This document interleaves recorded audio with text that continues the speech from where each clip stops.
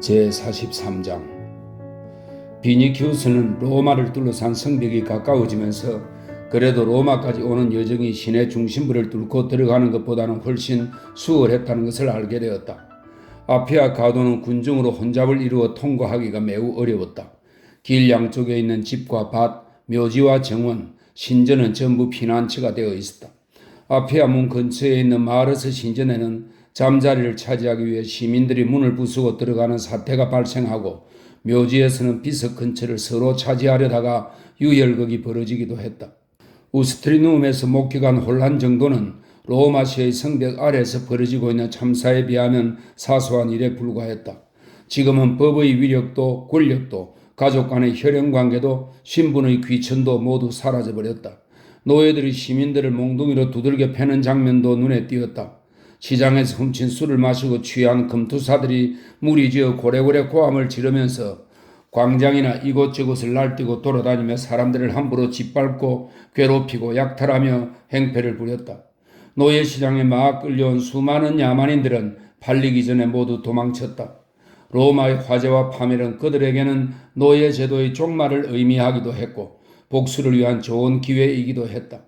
화재로 전 재산을 잃어버린 시민들이 절망한 나머지 두 손을 들어 신들에게 구원을 청하는 기도를 하는가 하면 한편에서는 도망쳐 나온 노예들이 기뻐 날뛰며 시민들을 쫓아다니고 사람들의 옷을 빼앗기도 하며 젊은 여자에게 달려들기도 하였다. 게다가 옛날부터 로마에 봉사해온 노예들과 양모로 만든 누더기 외에는 아무것도 걸치지 못한 빈민들, 낮에는 좀처럼 모습을 드러내지 않아서 로마에 이런 사람들이 살고 있으나 의심이 가는 뒷골목의 험상궂은 종족들이 거기에 가담했다. 아시아인, 아프리카인, 그리스인, 트라키아인, 게르마니아인, 브리타니아인 등 여러 인종들이 각가지 자기네 언어로 떠들어대면서 오랜 세월 동안 겪은 소외와 가난에 대한 해묵은 원한을 풀기라도 하겠다는 듯 마음껏 활개치고 돌아다녔다. 근위병들이 태양과 화염에 번쩍이는 투구를 쓴 채 시민들을 보호하기 위해 군중들 틈에서 동분서주하다가 이 난폭한 야만인들과 충돌하기도 했다. 비니큐스는 지금까지 도시가 정복되는 장면을 여러 차례 목격했지만 절망과 통곡, 고통, 신음, 야만적 환희, 광난, 분노, 방종 등이 뒤범벅된 이처럼 극심한 참상은 본 적이 없었다. 미쳐 날뛰는 군중의 뒤에서는 맹렬한 불길이 세계 최대의 도시를 언덕 꼭대기까지 태우고 있었다. 불은 점점 더 위세를 부리며 사람들의 숨통을 조였고 연기는 도시를 완전히 뒤덮어 창공을 볼 수가 없었다. 청년 호민과는 몇 번이나 생명의 위험에 몸을 던지면서 혼신의 힘을 다해 간신히 아피아 문 앞에 도착했다. 그러나 카페나 성문 일대는 혼잡이 심할 뿐더러 뜨거운 열기 때문에 숨이 막혀 그 문을 통해서는 시내로 들어갈 수가 없었다. 당시에는 아직 보나데아 신전 앞에, 보나데아는 여성들만이 숭배한 로마의 여신입니다. 당시에는 아직 보나데아 신전 앞에 있는 트리게미나 문 옆의, 트리게미나 문은 아멘티노스 언덕의 북쪽에 있는 문입니다. 세 개의 똑같은 아치로 만들어진 문입니다.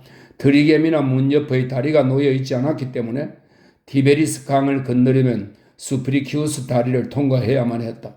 그렇게 하려면 지금 온통 불바다가 되어 있는 아벤티누스 언덕을 지나갈 수밖에 없는데 그것은 도저히 불가능한 일이었다.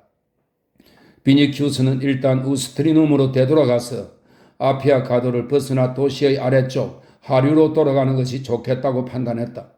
포르투엔시스 가도로 가면 티베리스 강 연안으로 바로 통한다는 것을 알고 있었던 것이다. 그러나 그것마저도 아피아 가도가 점점 혼잡해지는 바람에 쉬운 일이 아니었다. 칼이라도 차고 있으면 사람들을 해치고 지나갈 수 있겠지만 화재 소식을 듣자마자 그대로 빈손으로 안티움에서 달려왔기에 수중에는 칼이 없었다. 비니키우스는 메르쿠리우스 샘 근처에서 안면에 있는 근위대 백인 대장을 만났다. 그는 수십 명의 부하를 거느리고 신전을 지키고 있었다. 비니키우스는 백인 대장에게 자기를 따르라고 명령했다. 비니키우스가 호민관이며 황실의 총신이라는 것을 잘 알고 있던 백인 대장은 감히 그의 명령에 거역하지 못했다. 비니키우스는 직접 그 부대를 지휘하였다. 그때는 이웃을 사랑하라는 바오로 사도의 가르침도 잊어버리고 길을 비켜주지 않는 사람들을 향해 칼을 휘두르며 전진했다. 사람들은 그와 그의 부하들에게 저주와 욕설을 퍼부으며 돌팔매질을 했다. 그러나 비니키우스는 개의치 않고 한시바삐 몸을 자유롭게 움직일 수 있는 데까지 빠져나가려고 진땀을 뺐다. 조금씩 혼신의 힘을 다해 앞으로 나갔지만 그것은 결코 쉬운 일이 아니었다. 한 데서 잠을 자려고 야영 준비를 하던 시민들은 길을 비켜주지 않고 황제와 근위대에게 욕을 하며 떼들었다.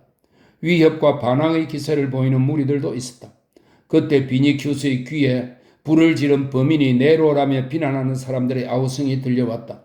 황제와 포페아를 죽여버리라고 공공연히 소리치는 사람도 있었다. 어릿광대, 바보, 어미를 죽인 놈 등 갖가지 욕설이 사방에서 터져나왔다. 그 놈을 티베리스 강에다 쳐넣자 로마 시민들은 이제 더 이상은 참을 수 없다 하고 악을 쓰는 사람도 있었다. 누가 보더라도 한 사람의 지도자만 나선다면 당장이라도 무슨 폭동으로 폭발할 기세였다. 그러는 동안 군중의 분노와 절망의 화살이 황제의 근위대에게로 모아지고 있었다. 더구나 길바닥에는 식량을 담은 상자와 항아리, 값비싼 가구와 식기, 아기의 요람, 이불, 수레, 가마 등 화재 현장에서 급히 끄집어낸 물건들이 산더미처럼 쌓여 있어 근위대는 더욱더 꼼짝할 수가 없었다. 곳곳에서 충돌이 벌어졌으나 군중에게는 무기가 없었으므로 근위대는 비교적 신속하게 그들을 진압할 수 있었다. 비니키우스는 라티나 가도를 비롯하여 누미키아 가도, 아르데아 가도, 라비니아 가도, 오스티아 가도 등 여러 곳을 달려 수많은 별장과 정원, 묘지, 신전을 지나서 알렉산드리아 거리에 도달했다. 그리고 그곳에서 티베리스 강을 건넜는데 마침 그 부근은 통행인도 적었고 연기도 별로 심하지 않았다. 비니키우스는 피난민들로부터 티베리스 강 건너편은 현재 골목 몇 군데에만 불이 붙었으나 불길이 너무 거세어 아무도 손대지 못하고 있다는 이야기를 들었다. 그곳에서도 집집마다 횃불을 던져 불을 지르며 명령을 받고 하는 일이니 불을 끄는 사람은 죽여버린다고 소리치는 놈들이 있었다는 말을 들었다. 순간 청년 호민과는 명령을 내린 사람이 황제라는 것을 주어도 의심하지 않았다. 군중이 황제에게 복수하겠다고 아우성치는 것은 지극히 당연한 일이라는 생각이 들었다. 미트리다테스를 비롯하여 이 미트리다테스는 소아시아 폰투스의 왕입니다. BC 63년 로마군과 여러 차례 싸워서 패하자 자살한 왕입니다. 미트리다테스를 비롯하여 아무리 로마의 원한이 사무친 적이라도 이보다 더 심한 짓은 하지 못했을 것이다. 어떻게 황제라는 자가 이렇게 잔악한 행위를 저지를 수 있단 말인가? 네로는 이제 미칠 대로 미쳐서 도를 넘어버렸다. 그의 치하에서는 인간다운 삶이란 이룰 수 없는 꿈이 되어버렸다. 하지만 네로의 전성기도 이제 끝났다. 그 짐승 같은 광대는 불타고 있는 이 로마의 잔해와 더불어 자신의 죄업을 짊어지고 흔적도 없이 파묻힐 것이라고 비니키우스는 생각했다. 지금 절망에 빠진 군중의 선두에 설 만한 용기 있는 인물이 단 한 명이라도 나서면 그 일은 불과 몇 시간 내에 실현될지도 모른다. 그 순간 로마 시민의 복수를 위해 비니키우스 자신이 용감하게 나서야 하지 않을까 하는 생각이 머릿속을 스쳤다.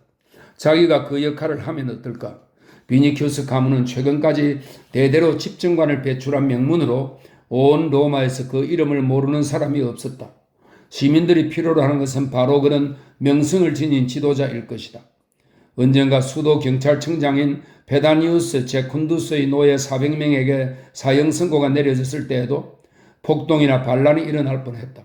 그러나 지난 8세기 동안 있었던 그 어떤 참화보다 끔찍한 재앙을 겪고 있는 지금과 같은 판국에서는 극에 달한 군중의 분노가 어떤 폭동과 내란으로 이어질지 예측할 수가 없는 것이다.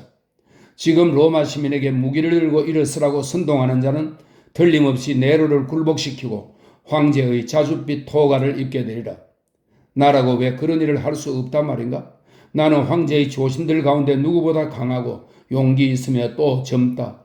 네로는 국경을 수호하는 30개 군단의 최고 통솔자이지만 그 군단도 지휘관들도 로마와 모든 신전이 불타 없어졌다는 말을 들으면 필경 동요할 것이다. 그러면 나 비니키우스도 얼마든지 황제가 될 수 있다. 조신들 사이에서는 다음번 황제는 오토가 되리라는 예언이 있다는 소문이 떠돌고 있었다. 내가 오토보다 못한 것이 무엇인가? 게다가 그리스도께서 그 전능하신 힘으로 도와주실지도 모른다. 아니, 어쩌면 지금 머릿속에 떠오른 이 영감도 그리스도께서 내려주신 것이 아닐까? 아, 만일 그렇게만 된다면, 하고 비니키우스는 마음속으로 부르짖었다. 그렇게만 된다면 리기아가 처한 위험과 자기가 당한 고통에 대해 네로에게 통쾌하게 복수할 수 있다. 정의와 진리를 기반으로 로마를 통치하여 그리스도의 교리를 멀리 유프라테스 강에서 안개 낀 브리타니아의 해변에까지 전파하고 리기아에게도 자줏빛 토가를 입혀 세계의 여왕으로 만들어 줄 수도 있다. 불타는 그물에서 솟구치는 불기둥처럼 비니키우스의 머릿속에 갑자기 떠오른 이런저런 생각들이 순식간에 타다 남은 불씨처럼 사그라지기 시작했다. 무엇보다 급한 것은 리기아를 구해내는 일이다. 끔찍한 비극의 현장, 불과 검은 연기의 바다, 참혹한 현실이 바로 눈앞에 생생하게 다가오자 비니키우스는 다시 두려움에 사로잡혔다. 베드로 사도가 리기아를 구해주었을지도 모른다는 희망은 어느 틈에 사라지고 말았다.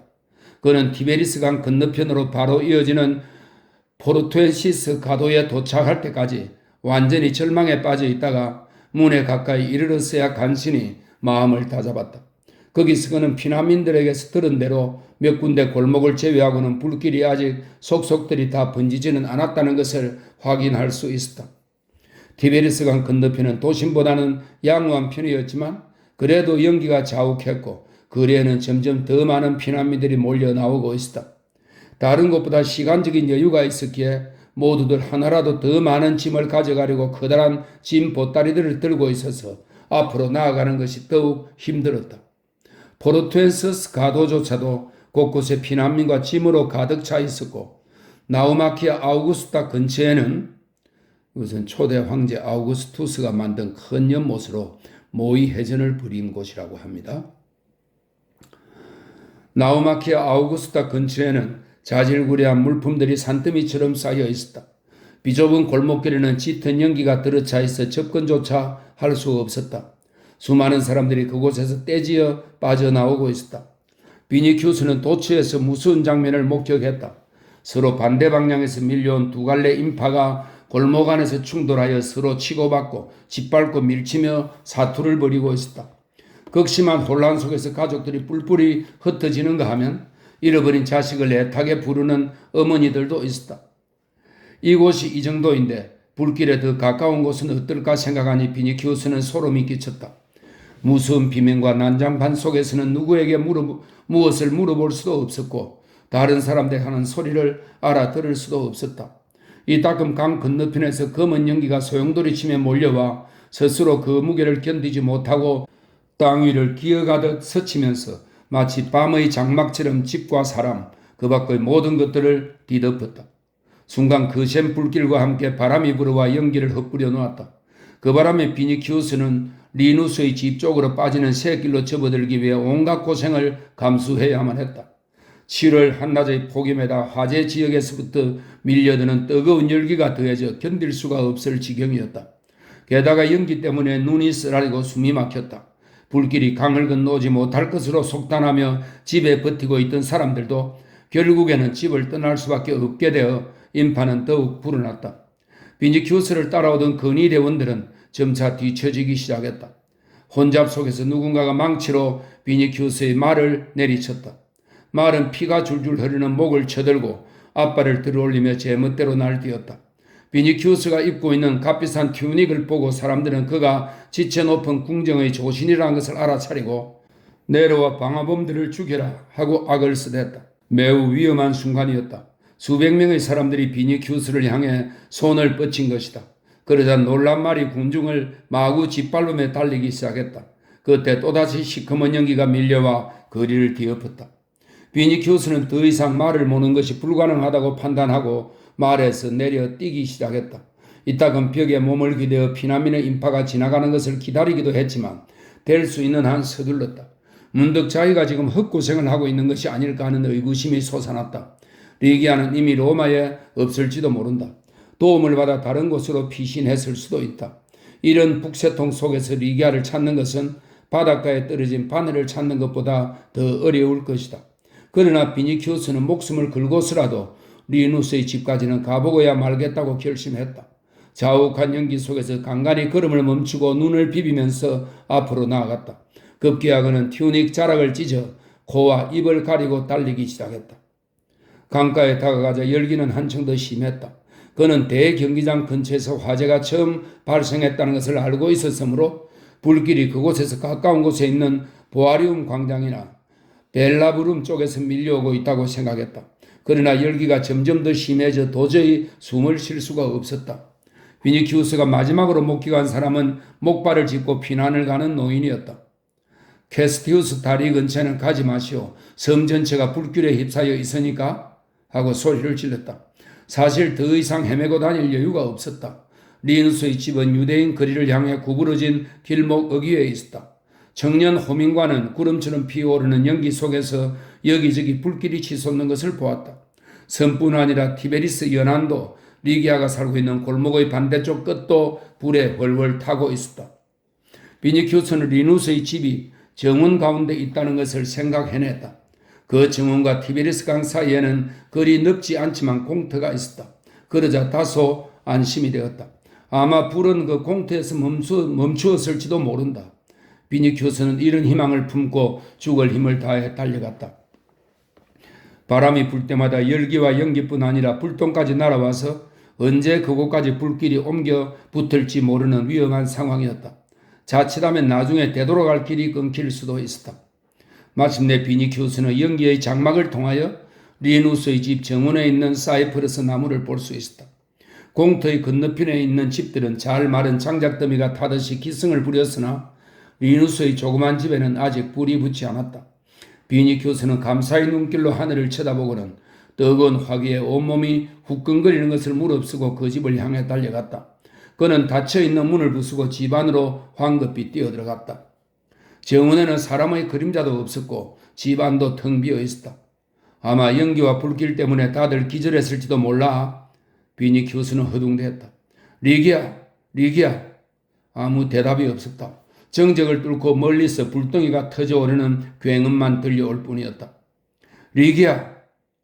도령 그의 귓가에 며칠 전 바로 이 정원에서 불길하게 들었던 것과 똑같은 짐승의 울음소리가 울려 퍼졌다. 가까운 섬에 있는 아스클레피오스의 신전, 아스클레피오스는 의술의 신입니다. 아스클레피오스의 신전 근처에 있는 야수들의 사육장이 불에 타고 있는 것 같았다.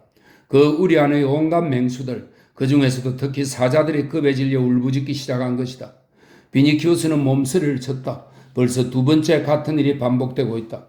얼마 전에도 리기아에게 사랑을 고백하던 순간 이 무서운 소리가 불행을 예고하는 것처럼 그리고 앞으로 닥쳐올 재난의 전조처럼 그렇게 들려오지 않았던가? 그러나 그것은 순간적인 느낌에 불과했다. 야수가 울부짖는 것보다 더 맹렬하고 무시무시하게 위압적으로 으르렁대는 화염의 포효를 들으면서 비니키우스는 정신을 가다듬고 순간적으로 엄습했던 그 불안한 생각을 털어버렸다. 아무리 불러도 대답이 없는 것으로 보아 리기아는 매연에 질식하여 기절했을 것만 같았다. 비니키우스는 집 안으로 뛰어들어갔다. 조그만 아트리움은 텅 비어 있었고 자욱한 연기 때문에 아무것도 보이지 않았다. 비니키우스가 두 손으로 침실문을 열기 위해 더듬거리고 있는데 어디선지 희미한 불빛이 새어나왔다. 빛을 따라 가보니 라라리움이 있었는데 거기에는 선조의 조각상 대신에 십자가가 모셔져 있고 그 십자가 아래 조그만 등잔불이 깜빡이고 있었다. 자기가 리기아를 찾는 것을 도우려고 빛을 내려주셨다는 생각이 그리스도교의 가르침에 갓눈뜬 젊은이의 머릿속에 번개처럼 스치고 지나갔다. 그는 등잔을 들고 침실 안으로 들어갔다. 한 손으로 커튼을 올리고 한 손으로 등잔불을 비추며 방안을 사사지 뒤졌으나 그곳에는 아무것도 없었다. 그곳은 리기아의 침실이 확실했다. 벽에 그녀의 옷이 걸려 있었고 침대 위에는 카피티움, 즉 여자들이 튜닉 안에 입는 몸에 붙는 상의가 놓여 있었기 때문이다. 비니키우스는 그것을 집어 무의식 중에 입을 맞춘 다음 어깨에 걸치고는 다시 리기아를 찾기 시작했다. 집이 워낙 작아 순식간에 전체를 돌아볼 수 있었다. 그러나 지하실까지 다 뒤져도 어느 곳에도 인기척이 없었다. 그렇다면 리기아와 리누스, 우르수스도 이 지역 다른 주민들과 함께 어딘가 안전한 곳으로 피신한 것이 분명했다. 성문 밖에 있는 군중 속에서 그들을 찾아야겠다고 비니키우스는 생각했다. 비니키우스는 포르투엔시스 가도에서 그들과 만나지 못한 것을 별로 이상하게 여기지 않았다. 왜냐하면 그들은 반대편으로 해서 티베리스 강을 건넌 뒤 바티카누스 언덕 쪽으로 갔을지도 모르기 때문이다. 어쨌든 그들은 무슨 불길만은 피할 수 있었으리라. 비니큐스는 가슴 속에서 무거운 돌덩이를 빼낸 듯 안도의 숨을 내쉬었다. 혹시 피난하는 도중에 무슨 끔찍한 위험이라도 당하지 않았을까 하는 점이 염려되었지만 우르수스의 초인적인 힘을 떠올리며 자위했다. 그러자 비니큐스는 이제는 자기가 그곳에서 빠져나가는 것이 급선무라는 것을 깨달았다. 우선 여기서 빠져나가 이그리피나 정원 쪽으로 가보자. 거기에 가면 틀림없이 리기아 일행을 찾아낼 수 있을 것이다. 바람이 사비니 산 쪽에서 불어오고 있으니까 그곳이라면 연기도 그리 심하지는 않으리라. 이제 비니큐스는 무엇보다 자신의 안전을 생각해야 했다. 불길이 파도처럼 섬 쪽에서 점차 가까이 몰려와서 자욱한 연기 구름이 리누스의 집이 있는 골목 전체를 뒤덮고 있었다. 리누스의 집에서 들고 나온 등잔불은 바람에 꺼져버렸다. 비니큐스는 한 길에 다다르자 아까 지나쳐봤던 포르투엔시스 가도 쪽으로 온 힘을 다해 뛰기 시작했다. 불길이 뜨거운 입김을 내뿜으며 그를 바짝 뒤쫓았고 새로이 피어나는 연기가 끊임없이 그를 휘감았다. 불똥이 튀어서 그의 머리카락과 목덜미, 옷 위에 마구 떨어졌다. 입고 있는 튠이 군데군데에서 타는 냄새가 났으나 그런 것은 거들떠볼 겨를이 없었다. 연기 때문에 질식하게 될까봐 그는 죽을 힘을 다해서 뛰고 또 뛰었다. 입안은 매연과 흙먼지로 가득 찼고 목구멍과 폐는 불덩이처럼 뜨거웠다. 피가 머리로 솟구쳐서 붉게 충혈된 비니큐스의 눈에는 사방이 온통 붉게만 보여서 연기조차도 시뻘겋게 느껴질 정도였다. 비니큐스는 절망 중에 이 불은 마치 살아있는 생명체같이 정말 끈질기게 따라오는군. 차라리 땅바닥에 쓰러져 죽는 편이 낫겠다고 생각했다. 발걸음을 옮기는 것조차 점점 힘에 겨웠다. 머리에서부터 목과 등에 이르기까지 땀으로 범벅이 되었고 그 땀은 끓는 물처럼 온몸을 달구었다. 끊임없이 마음속으로 리기아의 이름을 부르지 않았다면, 그리고 어깨에 두르고 나온 리기아의 옷으로 입을 틀어막지 않았다면 비니큐스는 벌써 질식하여 쓰러졌을 것이다. 그렇게 한참을 무작정 달리다 보니 지금 자기가 가고 있는 곳이 어딘지조차 분간할 수 없게 되었다. 점점 의식이 희미해져 가면서도 어서 이곳을 빠져나가 베드로 사도가 자기와 짝지어준 리기아가 기다리고 있는 넓은 들판으로 가야 한다는 생각만은 놓치지 않았다. 갑자기 비니큐스는 죽음에 직면한 사람이 환영을 보는 것처럼 반쯤은 열애들듯 무슨 일이 있어도 죽음을 물리치고 리기아와 반드시 결혼할 수 있으리라는 기적과도 같은 확신을 품게 되었다. 비니큐스는 술 취한 사람처럼 비틀거리면서 계속해서 거리를 가로질러 달려갔다. 그러는 동안 그 광활한 도시를 집어삼킨 괴물 같은 불길의 변화가 일어났다. 지금까지는 다만 연기를 내뿜으며 주춤거리던 불길이 하나의 거대한 불바다가 되어 폭발한 것이다. 이제 바람은 더 이상 연기를 실어오지 않았다. 이미 거리 곳곳에 퍼져 있던 연기는 장렬하는 대기의 거대한 소용돌이로 인해 위로 솟구쳐 올랐다. 그 소용돌이와 함께 무수히 많은 불똥이 튀기 시작하여 마치 불바다 속을 지나는 것 같았으나 대신 사방이 조금 전보다는 잘 보이게 되었다. 기진맥진해서 막 쓰러지려고 하는 찰나 거리의 모퉁이가 눈에 들어왔다. 다시 힘을 얻은 비니큐스는 그 모퉁이를 돌아 포르투엔시스 가도와 코테카 평지로 통하는 도로에 들어설 수 있었다. 그곳까지는 불똥이 날아오지 않았다. 일단 포르투엔시스 가도로 나가기만 하면 설사 혼수 상태가 되어 쓰러진다 해도 구조될 수 있다는 한가닥 희망을 품고 비니큐스는 계속 달렸다. 한참 가다 보니 저 멀리 또다시 구름 같은 것이 뭉게뭉게 피어오르는 것이 보였다. 비니큐스는 만일 저것이 연기라면 이제는 정말 끝장이다 라고 생각하면서 혼신의 힘을 다해 연기를 헤치며 달렸다. 도중에 불똥이 옮겨붙은 튜닉을 훌훌 벗어던지자 마치 네수스의 속옷처럼, 이 네수스의 속옷은 네수스는 헤라클레스에게 복수를 하기 위해 자신의 피가 묻은 속옷을 헤라클레스에게 입히면 영원히 사랑받게 된다고 헤라클레스의 아내를 속였습니다. 결국 헤라클레스는 이 옷을 입고 불에 타 죽게 됩니다. 마치 네수스의 속옷처럼 그 옷은 즉시 스르륵 불에 타버렸다. 비니큐스는 리기아의 옷으로 겨우 머리와 입을 가리고 거의 알몸이 되어 뛰었다. 가까이 다가가니 조금 전에 연기라고 생각했던 구름 같은 것이 먼지라는 것을 알 수 있었다. 그리고 그 속에서 수많은 사람들의 고함과 아우성이 들려왔다. 폭도들이 또 민가를 약탈하고 있구나. 비니큐스는 이렇게 생각하면서 소리나는 쪽을 향해 달렸다. 어쨌든 저곳에는 사람들이 있다. 그들은 나를 도와줄지도 모른다. 그런 희망을 안고 그는 있는 힘을 다해 살려달라고 소리쳤다. 그것이 그의 마지막 외침이었다. 벼랑간 눈앞이 시뻘겋게 변하더니 숨을 쉴 수 없었고 온몸에 맥이 탁 풀렸다. 비니큐스는 그 자리에 털썩 쓰러졌다. 사람들은 비니큐스의 고함 소리는 듣지 못했지만 다행히 그가 쓰러지는 모습을 보았다. 두 남자가 물이 가득 든 바가지를 들고 뛰어왔다. 탈진해서 쓰러지긴 했지만 비니큐스의 의식은 아직 가물가물 남아있었다. 그는 두 손으로 바가지를 움켜잡고 벌떡벌떡 절반이나 물을 들이켰다. 고맙소. 자, 나를 좀 일으켜 주시오. 혼자 걸어갈 수 있으니. 비니큐스가 말했다. 일꾼 한 사람이 그의 머리 위에 물을 끼얹어 주었다. 그러고는 두 사람이 힘을 합해 그를 일으켜 다른 사람들이 모여있는 곳까지 부축해서 데리고 갔다. 사람들은 그를 에워싸고 부상이 심하지는 않은지 걱정스럽게 물었다. 그들의 태도가 너무나 친절해서 비니큐스는 놀라지 않을 수 없었다. 여러분은 대체 어떤 분들이십니까? 불이 포르투엔시스 가도까지 번지지 않게 여기 있는 집들을 부수고 있습니다. 일꾼 중 한 사람이 대답했다. 제가 쓰러졌을 때 도와주셨죠? 정말 감사합니다. 도움을 청하는 사람을 못 본 채 할 수는 없죠. 사람들은 이구동성으로 대답했다. 이른 아침부터 줄곧 약탈과 주먹다짐을 일삼는 짐승 같은 사람들만 본 비니키우스는 한동안 어리둥절해서 그들의 얼굴을 주의 깊게 바라보다가 여러분, 그리스도께서 당신들에게 은혜를 베푸시길 빕니다. 하고 말했다. 그리스도 이름에 영광이 있기를. 많은 사람들이 일제히 대답했다. 리누스는 어디 있습니까?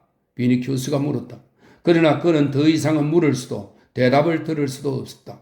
흥분한 데다가 지칠 대로 지쳐 또다시 의식을 잃고 말았던 것이다. 간신히 정신을 차렸을 때에는 코데타 평지에 있는 한 정원에서 몇몇 남자와 여자들에게 둘러싸여 있었다. 리누스는 어디에 있습니까? 이것이 그가 눈을 뜨고 제일 먼저 한 말이었다. 잠시 아무 대답도 없었다. 조금 후 비니큐스의 귀에 낯익은 목소리가 들려왔다.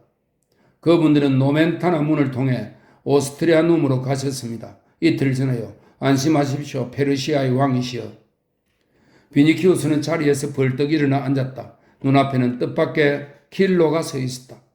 나으리 하고 그리스인이 입을 열었다. 가리네에도 벌써 뿔이 붙었으니 나으리의 저택도 이미 잿더미가 되었을 것입니다. 그래도 나으리는 언제나 마이다스와 같은 부자이십니다. 그러나 이 무슨 끔찍한 병고란 말입니까? 세라피스의 아드님이여. 세라피스는 고대 이집트의 최상의 신입니다. 로마에까지 전파된 신입니다. 세라피스의 아드님이여. 그리스도교 신자들은 이미 오래전부터 로마가 불로 멸망할 것이라고 예언했습니다. 리누스는 지금 주피터의 따님을 데리고 오스트리아 눔으로 피난 갔습니다. 로마가 이런 참혹한 꼴을 당하다니. 비니큐스는 또다시 의식이 몽롱해졌다. 그 두 사람을 보았단 말인가? 비니큐스가 물었다. 보다마다요. 제 이 두 눈으로 똑똑히 보았습니다. 나으리, 그리스도와 모든 신들이 돌봐주신 덕택으로 저는 이런 좋은 소식을 가지고 나으리의 은혜에 보답할 수 있게 되었습니다. 오시리스요. 오시리스는 고대 이집트에서 저승을 지배하고 죽은 사람을 심판하는 신입니다. 오시리스요. 저는 나으리께 그 이상으로 은혜를 갚겠습니다. 불타고 있는 저 로마에 대고 맹세하나이다. 날은 저물고 있었지만 불길이 더욱 사나워진 탓에 정원은 대낮처럼 밝았다. 지금은 도시의 몇몇 지역이 타고 있는 것이 아니라 로마라는 도시 전체가 끝에서 끝까지 불바다를 이루고 있었다. 눈이 닿는 아득히 먼 곳까지 하늘은 온통 붉은 빛으로 물들어 있었다. 그날 온 세상에는 붉은 밤이 찾아왔다. 제44장 활활 타오르는 도시의 불빛은 인간의 눈길이 미칠 수 없는 먼 곳까지 넓게 퍼져 온 하늘을 비추고 있었다. 둥근 보름달이 산 뒤쪽으로부터 떠올랐으나 이글이글 타오르는 불길의 광채에 눌려 벌겋게 달군 구릿빛을 띤 채 세계를 호령하던 대도시가 멸망해 가고 있는 것을 경이로운 눈길로 굽어보는 듯 했다. 붉은 장밋빛으로 물든 광활한 하늘에는 역시 장밋빛의 별들이 반짝이고 있었다. 맑은 날에는 달빛과 별빛으로 하늘이 더 밝지만 지금은 대지가 하늘보다 더 환했다. 로마는 타오르는 거대한 장작더미가 되어 캄파니아 평원을 시뻘겋게 물들였다. 그 피처럼 붉은 빛깔로 인해 먼 곳에 있는 산과 별장, 신전, 기념비, 그리고 주변의 여러 언덕에서 시내를 향해 뻗은 수도교가 또렷하게 모습을 드러냈다. 그 위에는 단순히 안전을 위해 피난 나온 사람들과 불구경을 하기 위해 모여든 사람들로 인산인해를 이루고 있었다. 계속해서 불길은 도시의 새로운 구역을 속속 집어삼키고 있었다. 처음에 화재가 발생한 곳 외에도 곳곳에서 불길이 치솟는 것을 보면 파멸을 재촉하는 누군가의 손이 일부러 불을 지르고 있는 것이 분명했다. 불은 로마의 기반인 7개의 언덕을 타고 파도처럼 골짜기로 밀려왔다. 그 골짜기에는 5층 혹은 6층짜리 건물이 빽빽하게 들어서 있고 소매상들과 관람객들에게 다양한 오락거리를 제공하기 위해 임시로 세운 조립식의 목조 원형 경기장을 비롯해 올리브와 곡식, 호도, 솔방울 등 가난한 천민들의 식료품들과 목재, 비좁은 골목길에 모여 사는 빈민들에게 가끔씩 황제가 나누어주는 의복 등을 보관하는 창고가 밀집되어 있었다. 근처에는 타기 쉬운 물건들이 잔뜩 쌓여 있었으므로 불은 걷잡을 수 없이 무서운 속도로 번져나가 다른 거리들도 속속 잿더미로 만들어가고 있었다. 교외에서 천막을 치고 노숙하는 사람들이나 수도교 위에 서 있는 사람들은 이제 불꽃의 빛깔만 봐도 무엇이 타고 있는지 알 수 있었다. 불바다 속에서 미친 듯 휘몰아치는 돌풍과 함께 수만 개나 되는 빨갛게 달구어진 호두와 아몬드 껍질이 타닥타닥 소리를 내면서 벼랑간 공중으로 어지럽게 날아오르는 모양은 마치 밤하늘을 나르는 수많은 황금빛 나비떼 같았다. 그것들은 허공에서 소리를 내며 터지거나 아니면 바람에 날려 먼 동네, 수도 위 혹은 로마 근교의 벌판에 떨어지곤 했다. 이제 불을 끌 수 있다는 희망은 조금도 없었다. 한쪽에서는 로마의 피난민들이 한꺼번에 우르르 성문을 통과하여 시외로 쏟아져 나오는가 하면 다른 한편에서는 로마 근교의 작은 마을에 사는 사람들과 농민들 그리고 캄파니아 평원의 야만적인 양치기들이 약탈을 하기 위해 떼지어 로마로 몰려가는 통에 혼란은 시시각각 더해만 갔다. 군중의 입에서는 로마가 멸망한다는 고함 소리가 끊이지 않았다. 그 대도시가 파멸로 치닫는다는 것은 당시로서는 곧 지배체제의 종말이라고 할 수 있었고 민중을 하나로 묶어놓고 있던 모든 속박으로부터의 해방을 의미하는 것이기도 했다. 대부분이 노예들이거나 혹은 이방인 출신인 폭도들에게는 로마의 통치 따위는 아무래도 좋았다. 그저 그 도시가 잿더미로 화하면 자기들이 쇠사슬에서 벗어나 자유의 몸이 된다는 사실만 두 손들어 환영할 뿐이었다. 이제 군중은 도처에서 점점 위협적인 태도를 취했고 폭행과 약탈은 더욱 극심해졌다.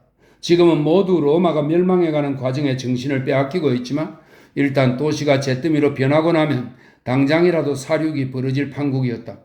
수만 명에 이르는 노예들은 로마가 헤아릴 수 없을 만큼 많은 신전과 성곽들 외에도 세계 각처에 수십 개 군단의 병력을 보유하고 있다는 사실을 아는지 모르는지 오직 자기들을 이끌 지도자가 나서서 통솔해 주기만을 기다리고 있는 것 같았다. 군중은 스파르타쿠스의 이름을 외쳤으나 그는 이미 살아있는 인물이 아니었다. 오합지졸의 시민들이 구름처럼 모여들면서 닥치는 대로 무기를 들었다. 각양각색의 괴이한 소문들이 성문에서 성문 일대를 떠돌아다녔다. 어떤 사람은 불카누스는 불의 신입니다. 어떤 사람은 불카누스가 주피터의 명령을 받고 땅속에서 불을 내뿜어 로마를 파멸시킨 것이라고 했고 어떤 사람은 루브리아가 저지른 죄에 대해 베스타 신이 벌을 내린 것이라고도 했다. 신의 노여움 때문이라고 생각하는 사람들은 화재 현장에서 물건을 건져낼 생각은 하지 않고 신전에 틀어박혀 제신들의 자비만 빌고 있었다. 그러나 가장 널리 퍼진 소문은 황제가 수브라 거리에서 풍기는 악취를 못 참아 네로니아라는 새로운 도시를 세우려고 로마를 불태워버리라는 명령을 내렸다는 설이었다. 그 말을 듣고 군중은 미친 듯이 격분했다. 비니키우스가 생각한 것처럼 그 정오와 반발심을 적절히 이용할 줄 아는 용기 있는 야심가만 있었더라면 네로의 몰락은 몇 년쯤 앞당겨졌을지도 모르는 일이었다. 황제가 완전히 실성해서 건의병이나 검투사들로 하여금 시민들을 습격하게 하고 대규모 학살을 자행하게 했다는 새로운 소문이 돌았다. 사육장의 짐승들이 풀려나온 것도 붉은 수염의 명령 때문이 확실하다면 신의 이름을 걸고 큰 소리로 단언하는 자들도 나섰다. 거리에서 불타는 갈기를 흔들어대는 사자나 미쳐 날뛰는 코끼리, 사람들을 밟아뭉개는 들소를 보았다는 자도 있었다. 사실 그것들은 전혀 근거 없는 소문만은 아니었다. 몇몇 지역에서는 불길이 다가오는 것을 보고 놀란 코끼리가 우리를 부수고 밖으로 뛰쳐나와 불길이 미치지 않는 곳을 향해 폭풍처럼 질주하며 앞을 가로막는 것은 뭐든지 닥치는 대로 들이받고 짓밟은 사례가 있었기 때문이다. 소문에 의하면 불에 타 죽은 사람의 수는 수만 명에 이른다고 했으나 실제로는 더 많은 사람이 죽었다. 전 재산이나 사랑하는 사람을 잃고 절망한 나머지 불 속으로 뛰어든 사람도 있었다. 카피톨리움 언덕과 퀴리날리스, 비리날리스, 에스킬리누스 언덕들 사이, 또 팔라티움 언덕과 켈리우스 언덕 사이 등 번화하기로 소문난 도시의 중심부 곳곳에서 한꺼번에 불이 났기 때문에 많은 이들이 갈팡질팡하며 같은 방향으로 달아나다가 뜻밖의 반대쪽에서 홍수처럼 밀려오는 새로운 불길에 휩싸여 무참히 떼죽음을 당하기도 했다. 시민들은 공포와 혼란, 광기에 휩싸여 어디로 피해야 할지 어떻게 해야 할지 갈피를 잡지 못했다. 도로마다 가구와 그 밖의 여러 가지 물건들이 산더미처럼 쌓여 있어 빠져나갈 길이 거의 막혀 있었다. 시장이나 광장, 몇 년 후에 플라비우스 원형 경기장이 세워지게 되는 곳, AD 71년 베스파시아누스 황제가 이 경기장을 착공했습니다. 플라비우스 베스피아누스의 가문 이름인데 콜로세움이라고 불리는 지금 남아있는 그 원형 경기장이죠. 플라비우스 원형 경기장이 세워지게 되는 곳, 대지의 여신 테라를 기리는 신전주위와 비의 주랑 근처, 그보다 조금 위에 있는 주노 혹은 루키나 신전 주변, 다시 비브리우스 언덕과 에스킬리누스의 오래된 성문 사이 등으로 도망친 사람들은 하나같이 모두 화마의 제물이 되어 비참하게 죽어갔다. 불길이 미치지 않은 여러 곳에서도 나중에 금괴 걸린 수백 구의 시체들이 발견되었다. 그 불쌍한 희생자들은 불길을 피하기 위해 바닥의 평석을 떼어내고 몸을 반쯤 땅속에 파묻고 있었다. 도시 중심부에서는 일가족 모두가 살아남은 경우는 드물었다. 성벽이나 성문 근처 모든 도로에서는 불길과 인파 속에서 죽어간 사랑하는 혈육의 이름을 불러대는 여자들의 절망적인 외침이 메아리 쳤다. 어떤 사람들은 신들에게 자비를 빌고 어떤 사람들은 이 무서운 재앙을 가져온 신들을 비난했다.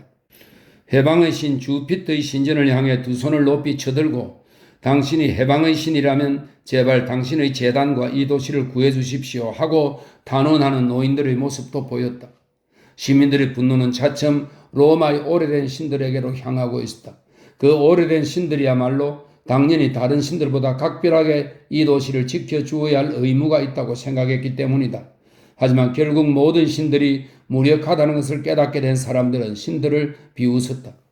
이집트 제사들의 한 무리가 켈리몬티움 문 근처에 있는 켈리우스 언덕을 포함한 로마의 한 지역입니다.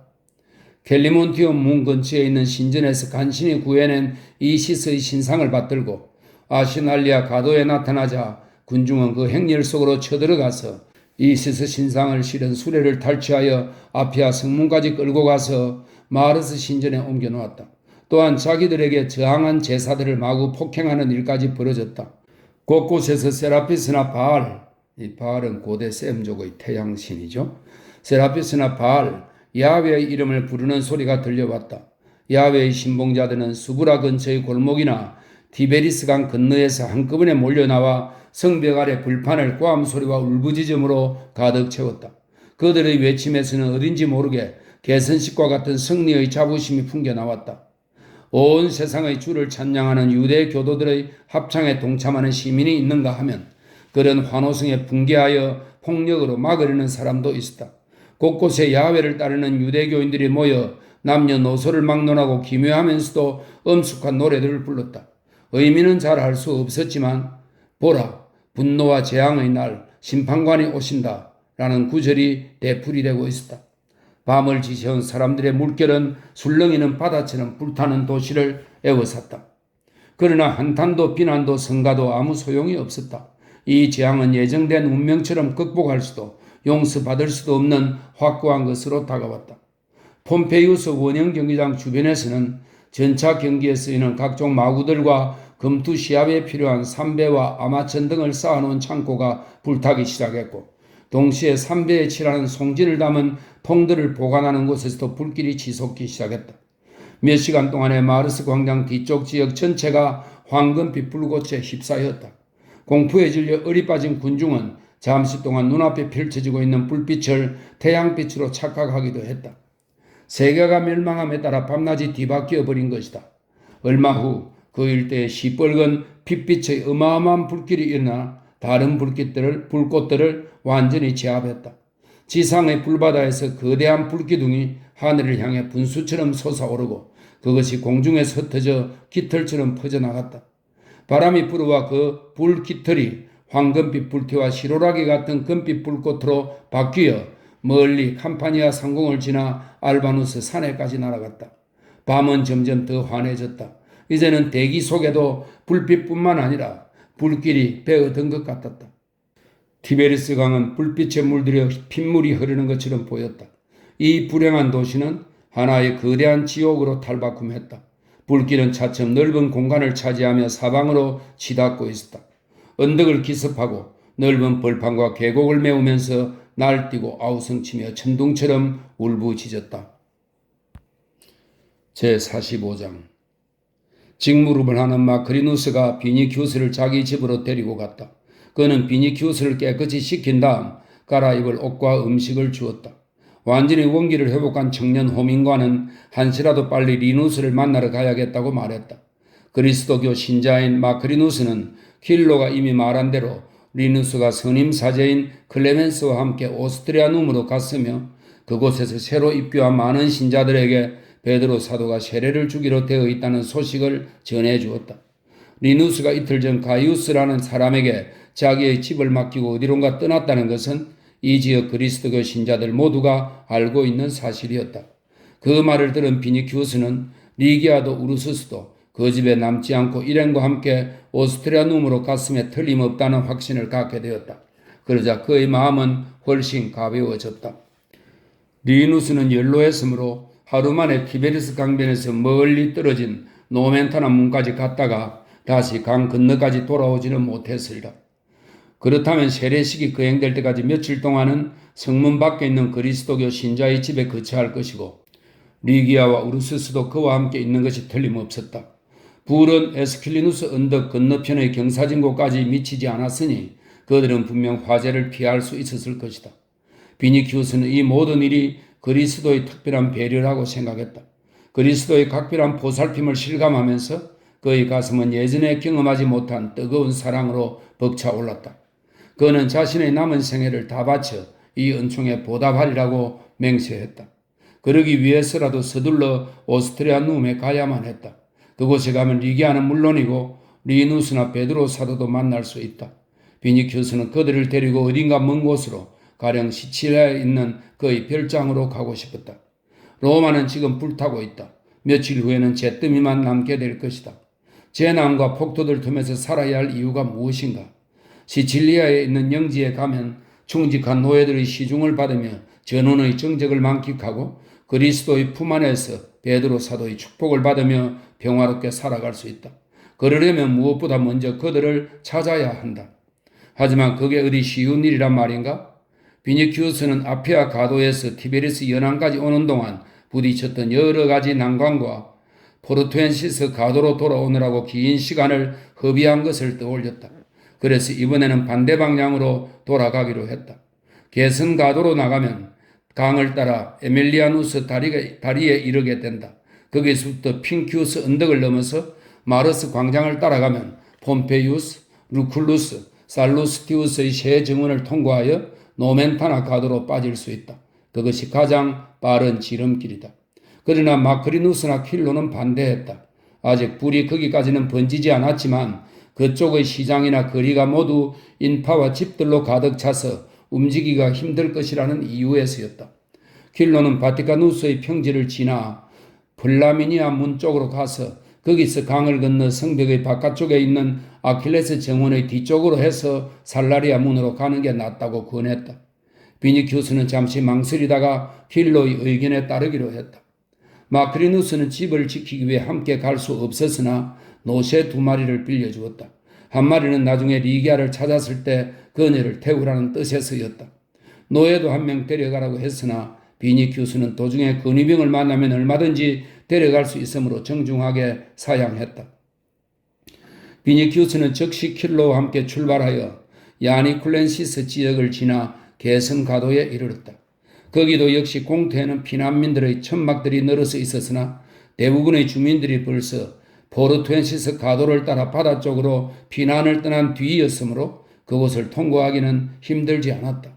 그들은 세프티미아 문을 통과하여 도미티아의 멋진 정원과 강 사이로 나아갔다.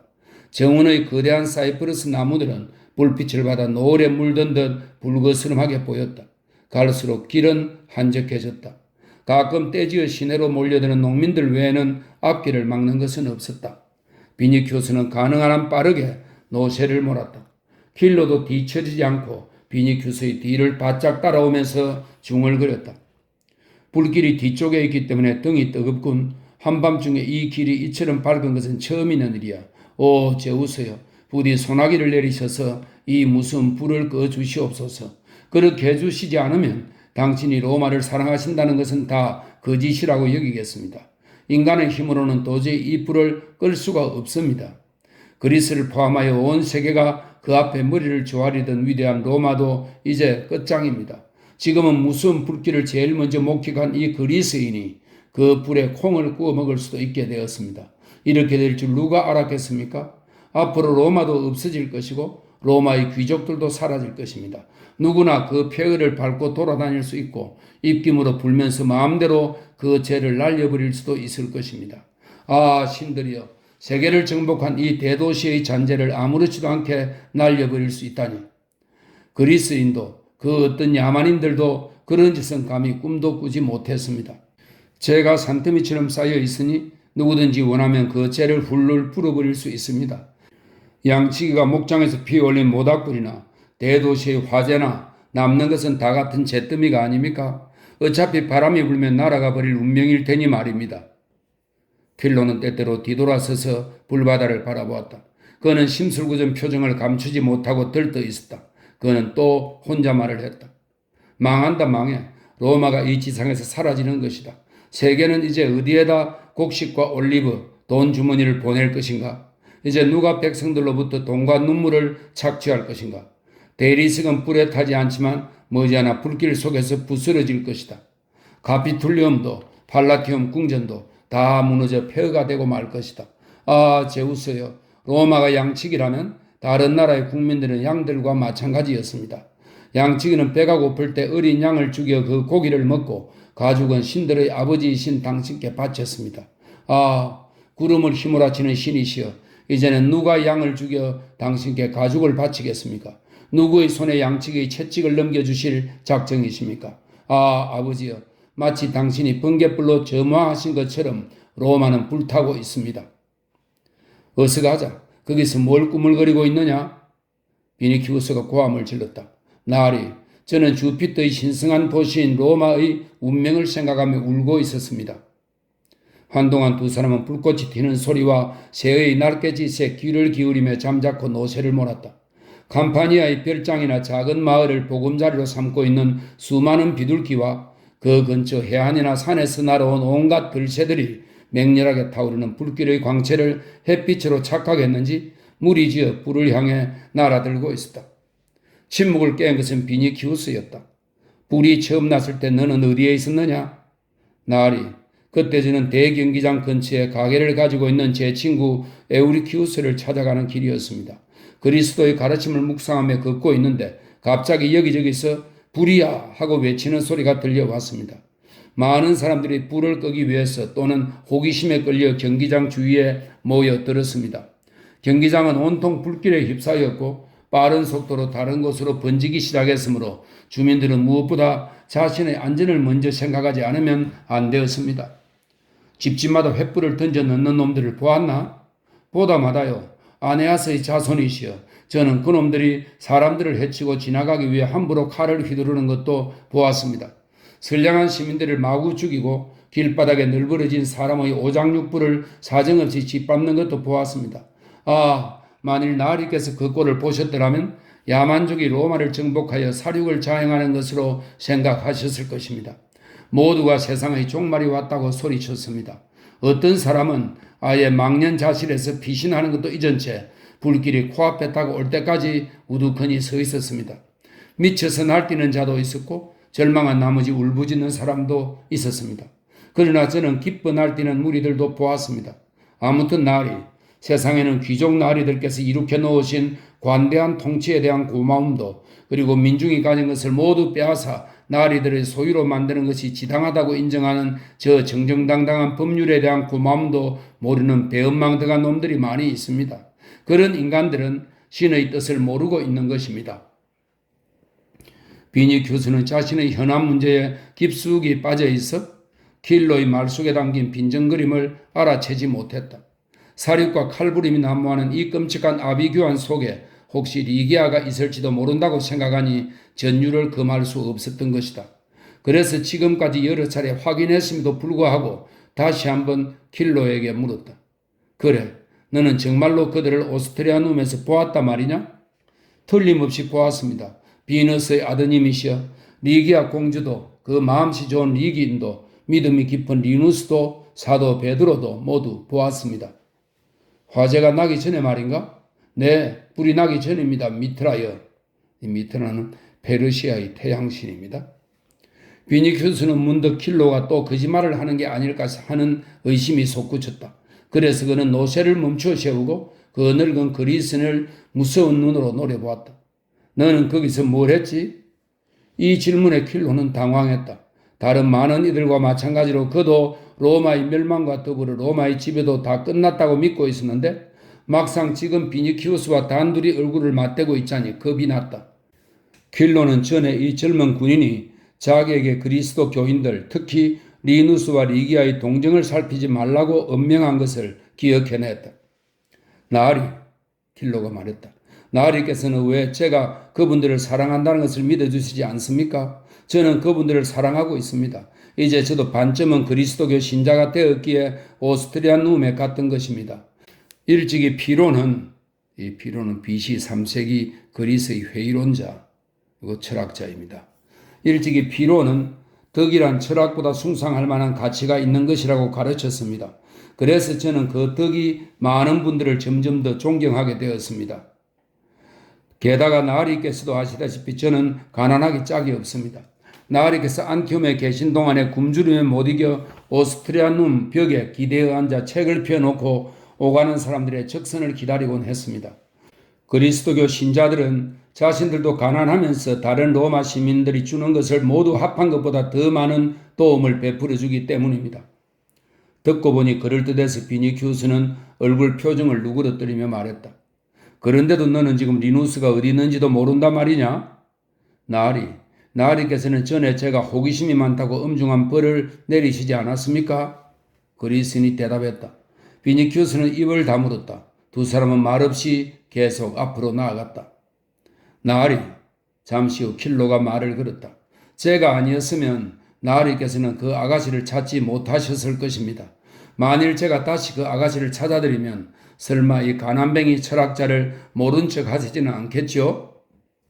아메리올라에 있는 포도원이 딸린 집을 너에게 주마. 비니키우스가 대답했다. 헤라클레스여 감사합니다. 포도원이 딸린 집이라고요? 고맙습니다, 나리. 포도원이 딸린 집이라. 두 사람은 불빛으로 벌겋게 물든 바티카누스 언덕을 지나고 있었다. 그들은 나우마키아 경기장을 지나 오른쪽으로 접어들었다. 바티카누스 평지를 가로질러 강을 건넌 뒤 플라미니아 문으로 가기 위해서였다. 갑자기 킬로가 노새를 멈춰 세우고 나리, 좋은 생각이 떠올랐습니다. 라고 말했다. 말해봐라. 비니키우스가 대답했다. 아니쿨루스 언덕과 바티카누스 언덕 사이에 있는 아그리피나 정원 뒤에는 황제를 위해 경기장을 건설하는 데 쓰이는 돌과 모래를 파내는 갱도가 있습니다. 들어보십시오, 나리. 티베리스 강 연안에는 유대인들이 많이 살고 있는데 최근에 그들이 그리스도교 신자들에게 잔혹한 박해를 가하기 시작했습니다. 클라우디우스 시대에도 소동이 일어나서 황제가 유대인들을 로마에서 추방하셨던 사건은 나리도 기억하고 계실 겁니다. 그러나 지금은 모두 로마로 되돌아왔습니다. 유대교의 호의를 가지고 있는 황후의 세력을 믿고 더욱 심하게 그리스도교 신자들을 괴롭히고 있는 것입니다. 제 눈으로 똑똑히 보았기에 확실히 알고 있습니다. 아직 그리스도교 신자들에 대한 추방령은 내리지 않았습니다만 유대인은 로마의 총독을 찾아가 그리스도교 신자들이 어린아이들을 죽이고 당나귀 머리를 숭배한다는 둥, 또는 원로원에서 승인하지도 않은 가르침을 퍼뜨린다는 둥 중상모략을 하고 있습니다. 뿐만 아니라 자기들도 직접 그리스도교 신자들을 두들겨 패기도 하고 기도소에 돌멩이를 던져 피해를 주기도 합니다. 그렇기 때문에 그리스도교 신자들은 유대인들을 피해 숨을 곳을 찾지 않으면 안 되게 되었습니다. 그래서 하고 싶은 말이 뭐냐? 비니키우스가 물었다. 유대인들의 회당은 지금 버젓하게 티베리스 강 건너편에 있습니다만 그리스도교 신자들은 박해를 피해 숨어서 예식을 행할 수밖에 없게 되었습니다. 성 밖에 있는 다 허물어져가는 움막이나 모래 동굴 속에서 기도 모임을 갖고 있지요. 티베리스 강 건너편에 사는 사람들은 강변에 줄줄이 세우는 건물이나 경기장을 짓기 위해 모래와 돌을 채굴하는 갱도의 구란에서 집회를 하고 있습니다. 지금 로마가 불타고 있으니 틀림없이 그리스도교 신자들이 그곳에 모여 기도하고 있을 것입니다. 지금쯤 지하의 갱도에는 수많은 사람들이 모여 있을 겁니다. 그래서 가는 길에 그곳에 들러보자는 것입니다. 하지만 넌 아까 리누스가 오스트리아눔에 가 있을 거라고 말하지 않았느냐? 비니키우스는 더 이상 참을 수 없다는 듯 외쳤다. 나으리께서는 제게 아메리올라에 있는 포도원이 딸린 집을 주시겠다고 약속하셨습니다. 킬로가 말했다. 저는 아가씨가 계실 만한 곳은 모두 찾아봐야 한다고 생각합니다. 화재가 발생한 뒤에 그분들은 티베리스 강 건너로 돌아오셨는지도 모릅니다. 아니면 지금 우리들이 변두리를 걷고 있는 것처럼 그분들도 그렇게 도시 근교를 헤매고 있을지도 모릅니다. 리누스는 자기 집을 가지고 있으므로 집에 불이 번졌는지 확인하고 싶었을 것입니다. 만일 그들이 돌아왔다면 페르세포네를 두고 맹세하지만 이것은 지옥의 신, 하데스의 아내입니다. 지하의 여신으로 불리기도 합니다. 페르세포네를 두고 맹세하지만 지금 그들은 지하 갱도에서 기도하고 있을 것입니다. 그곳에서 그들을 찾지 못한다 해도 적어도 소식은 들을 수 있을 겁니다. 그 말도 일리가 있다. 아무튼 가보자. 호민관이 대답했다. 킬로는 조금도 주저하지 않고 언덕을 향해 왼쪽으로 돌아갔다. 언덕의 경사에 가리어 잠시 로마의 불길이 보이지 않았다. 일대의 높은 봉우리들은 모두 불빛을 받아 환했으나 두 사람이 걷고 있는 곳은 언덕의 그림자로 인해 그늘져 있었다. 경기장을 지나 한참 왼쪽으로 접어들자 마침내 좁고 큼큼한 협곡이 나타났다. 그런데 그 어둠 속에서 수많은 등불이 깜빡이는 것이 보였다. 저기 있습니다. 오늘은 평소보다 많이 모일 것입니다. 다른 기도소들은 불에 탔거나 연기로 가득 찼을 테니까요. 킬로가 설명했다. 그렇겠구나. 노랫소리가 들린다. 비니키우스가 맞장구 쳤다. 과연 그 어두운 굴 속에서 노랫소리가 흘러나와 언덕 위에까지 메아리 치고 있었다. 등불들이 그 굴 속에서 하나하나 빨려 들어가는 게 보였다. 옆에 있는 골짜기에서 끊임없이 사람들이 모여들어 비니키우스와 킬로는 어느 틈에 군중의 무리에 섞여 들게 되었다. 킬로는 노새에서 내린 다음 지나가는 젊은이를 손짓해서 불렀다. 나는 그리스도 교의 장로이다. 우리들의 노새를 맡아다오. 그대에게 축복을 내리고 죄를 사하여 주리라.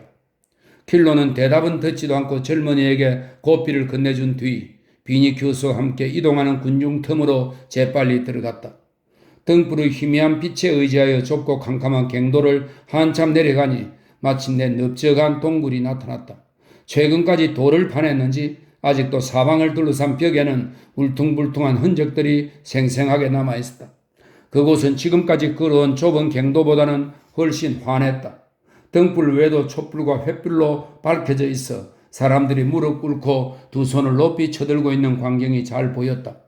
리기아와 사도 베드로, 리누스의 모습은 눈에 띄지 않았지만 모두 엄숙하고 감격에 찬 표정을 짓고 있었다. 그들 중 몇몇 사람의 얼굴에는 근심과 불안이, 그리고 어떤 사람들의 표정에는 희망의 빛이 드리워져 있었다. 위쪽을 향한 눈동자들은 등불에 반사되어 반짝였고 백묵처럼 하얀 이마에는 땀방울이 송송 맺혀 있었다. 성가를 부르는 사람, 열정적으로 그리스도를 찾는 사람, 자기 가슴을 치는 사람 등 갖가지 행동을 하면서도 하나같이 어떤 기적적인 조짐이 일어나기를 기대하는 기색이 역력했다. 이었고 성가 소리가 그쳤다. 신자들이 서 있는 곳보다 한층 높은 곳에 있는 큰 바위를 드러낸 벽의 우묵한 곳에 비니키우스도 잘 아는 크리스푸스가 나타났다. 그의 얼굴은 반쯤 얼이 빠진 사람처럼 몽롱하고 창백하며 열정적이고 준엄하게 보였다. 사람들의 시선은 용기와 희망을 심어주는 위안의 말을 기대하며 일제히 그에게 쏠렸다. 그는 신자들을 향해 손으로 성호를 긋고 나서 무엇인가에 쫓기는 사람처럼 빠르게 절규하듯 말하기 시작했다. 회개하십시오. 때가 왔습니다. 주께서는 악행과 간음으로 더럽혀진 또 하나의 바빌론에 파멸의 불을 내리신 것입니다. 심판의 시간, 분노와 재앙의 때가 왔습니다.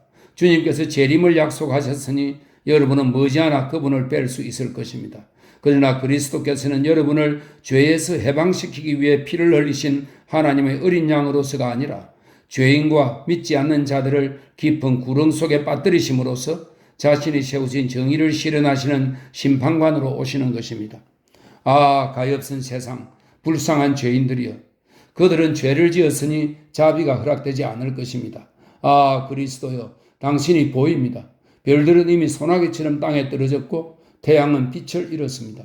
대지는 10년의 입을 벌리고 있고 죽은 사람들이 무덤에서 깨어나고 있습니다. 당신께서는 천사들이 나팔 소리가 울려 퍼지는 가운데 벼락과 번개를 타고 지상으로 강림하십니다. 저는 당신의 모습을 보며 당신의 목소리를 듣습니다. 아, 그리스도여. 여기서 크리스푸스는 말을 중단하고 얼굴을 쳐들더니 먼 곳을 응시했다. 갑자기 동굴 속에 한 번, 두 번, 10번 희미하게 폭죽 소리 같은 것이 울려 퍼졌다. 그것은 로마의 불타는 집들이 우르르 무너지는 소리였다. 그러나 그곳에 있는 그리스도 교인들은 대부분 그 요란한 소리를 무서운 심판의 시간이 다가오고 있는 명백한 조짐으로 받아들였다. 신자들 대부분이 그리스도의 재림과 세상의 종말이 곧 닥쳐올 것이라고 믿고 있었고 로마의 대화재로 인해 그 믿음이 더욱 확고해진 탓이었다. 신자들은 하나님에 대한 두려움에 휩싸였다. 여기저기서 심판의 날이 왔다. 마침내 눈앞에 다가왔다. 하고 술렁거리기 시작했다. 어떤 사람은 당장이라도 지축이 흔들리면서 대지가 갈라져 그 속에서 지옥의 괴물들이 튀어나와 죄인들에게 덤벼들 것 같은 두려움에 두 손으로 얼굴을 가렸다. 그리스도여, 저희에게 자비를 베푸소서. 구세주여, 저희를 불쌍히 여기소서. 하고 고함치는 사람들도 있었다. 또 자신의 죄를 소리 높여 고백하는 사람도 있었고 무서운 순간이 닥쳤을 때 떨어지지 않으려는 듯 진지의 팔을 꽉 붙잡는 사람도 있었다. 하지만 그 중에는 두려움은커녕 마치 천상의 환희를 맛보고 있는 듯 빛나는 얼굴에 미소까지 머금은 사람도 있었다. 여기저기서 웅성거리는 소리가 들려왔다. 그것은 종교적으로 감흥을 받은 사람들이 알아들을 수 없는 언어나 노래를 흥얼거리는 소리였다. 어두운 구석에서 누군가가 잠든 자여 깨어나라 하고 소리쳤다. 그 모든 목소리를 제압하듯이 크리스푸스가 크게 외쳤다. 깨어나라, 깨어나라. 이따 그 모두가 숨을 죽이고 무엇을 기다리는 듯 물을 끼얹는 것처럼 숙연해지기도 했다. 그러다가 멀리서 또다시 불에 탄 집들이 무너져 내리는 굉음이 들려오면 새로운 방언과 기도, 함성이 계속되는 것이었다. 구세주여, 저희를 불쌍히 여기소서. 잠시 후 크리스푸스가 더욱 큰 소리로 외쳤다. 여러분이 소유한 이 지상의 재물을 모두 잊어버리십시오. 대지는 곧 여러분의 발밑에서 무너질 것입니다. 지상의 사랑을 버리십시오. 주님께서는 자기의 처자식을 주님보다 더 사랑하는 자를 멸망시키실 것입니다. 창조주의 피조물을 창조주보다 더 사랑하는 자에게 재앙이 있으라. 부유한 자에게 재앙이 있으라. 사치하는 사람, 방탕한 자에게도 재앙이 있으라. 그런 자의 남편과 아내, 자식들에게도 재앙이 있으라. 벼랑간 동굴 안에 술렁거렸다. 사람들은 다들 땅에 엎드린 채 악마를 막으려는 듯 두 손을 앞으로 내밀고 성호를 끄며 숨을 죽였다. 가쁘게 몰아쉬는 숨소리와 함께 예수님, 예수님, 예수님 하는 두려움에 찬 속삭임과 어린아이의 울음소리만이 간간히 들릴 뿐이었다. 그때 바닥에 엎드린 신자들의 머리 위에서 온화한 목소리가 울려 퍼졌다. 평화가 그대들과 함께. 때마침 동굴에 들어온 베드로 사도의 목소리였다. 그 한마디에 마치 목자를 본 양떼처럼 모든 신자들의 공포가 눈 녹듯 사라졌다. 사람들은 몸을 일으켰다. 가까이 있던 사람들은 마치 어미새의 날개 밑에서 보살핌을 구하는 어린 새들처럼 베드로 사도의 무릎 앞에 모여들었다. 베드로 사도는 신자들을 향해 손을 내밀며 말했다. 여러분은 무엇을 그렇게 두려워하십니까? 감히 누가 때가 오기도 전에 앞날의 일을 미리 단언할 수 있겠습니까? 주님께서는 불로서 바빌론을 벌하셨습니다. 그러나 세례를 받아 깨끗하게 되고 어린 양의 피로서 속죄받은 사람은 주님의 무한한 은총을 받을 것입니다. 여러분은 성스러운 그분의 이름을 부르며 얼마든지 평화롭게 죽음을 맞을 수 있습니다. 평화가 그대들과 함께 하기를. 크리스푸스의 무시무시하고 무자비한 설교에 마음 졸였던 모든 사람들에게 방금 들은 베드로 사도의 말은 향유처럼 부드럽게 느껴졌다. 이제 하나님에 대한 두려움 대신 하나님에 대한 사랑이 그들의 영혼을 충만하게 채웠다. 신자들은 그동안 사도의 설교를 통해 배운 대로 그들이 사랑해야 할 대상인 인자로운 그리스도의 존재를 다시 한번 확인했다. 그분은 결코 무자비한 심판관이 아니다. 그분은 한없는 자비로 모든 인간을 감사하나 죄를 사해 주시는 다정하고 인내심 많은 어린 양이시다. 사람들은 두려움에서 벗어나 안도의 숨을 내쉬며 사도들에게 진심으로 감사를 드렸다. 여기저기서 우리는 당신의 양떼입니다. 부디 우리를 지켜주소서 하는 소리가 들려왔다. 베드로 사도 가까이에 있던 사람들은 재앙의 날에 우리를 저버리지 마십시오 하고 애원을 하기도 했다. 모두들 베드로 사도 앞에 엎드렸다. 비니키우스도 사도에게 다가가 그의 옷자락을 잡고 고개를 숙인 채 말했다. 사도님, 저를 구해 주십시오. 저는 화염에 쌓인 혼잡한 거리와 인파 속에서 리기아를 찾아 헤맸으나 결국 어디에서도 그녀를 찾지 못했습니다. 하지만 사도님께서는 그녀를 제게 돌려주실 수 있으리라고 확신합니다. 베드로는 호민관의 머리 위에 두 손을 얹으며 말했다. 믿으시오. 그리고 나와 함께 갑시다.